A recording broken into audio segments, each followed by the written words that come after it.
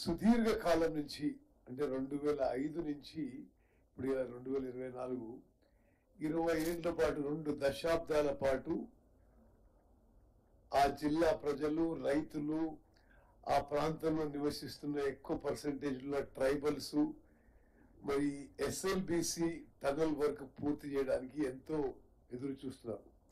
దీనికోసం ప్రియ మిత్రుడు కోమటిరెడ్డి వెంకటరెడ్డి గారు అసలు వాళ్ళు మొదటి నుంచి పోరాటం చేసి ఈ ప్రాజెక్టు మంజూరు చేయించడంలో, ఈ ప్రాజెక్టు ఎక్స్టెన్షన్ ఇప్పించడంలో, ఈ ప్రాజెక్టులో అన్ని విధాలుగా వారు కష్టపడ్డారు.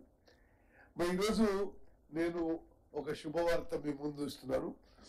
ఎస్ఎల్బిసి టనల్ వర్క్స్ కి రివైజ్ ఎస్టిమేట్స్ గా 4,637 కోట్ల రూపాయలు ఈ ప్రభుత్వం మంజూరు చేస్తూ మరి ఆ ఏజెన్సీ ఎవరైతే ఆ పని చేస్తున్నారో మరి వాళ్ళకి మేము 2 ఏళ్లలో పని పూర్తి చేయాలని చెప్పి వారికి డిమాండ్ చేయడం జరుగుతుంది, ఆదేశాలు ఇవ్వడం జరుగుతుంది.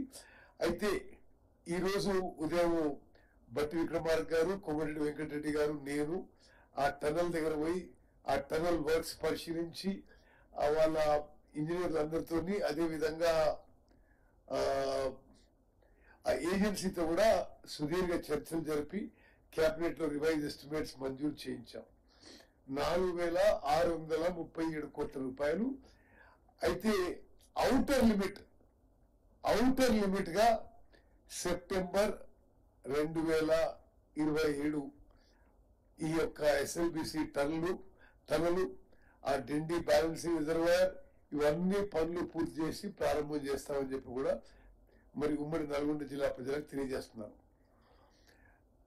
ఎస్ఎల్బిసి టనల్ ఒక చారిత్రాత్మక అభివృద్ధి కార్యక్రమం ఎందుకు కాబోతుందంటే శ్రీశైలం డెడ్ స్టోరేజ్ నుంచి, శ్రీశైలం కంప్లీట్లీ డెడ్ స్టోరేజ్ నుంచి ప్రతిరోజు 4,000 క్యూసెక్ల నీళ్లు వస్తాయి. సంవత్సరానికి 30 టీఎంసీల నీళ్లు వస్తాయి.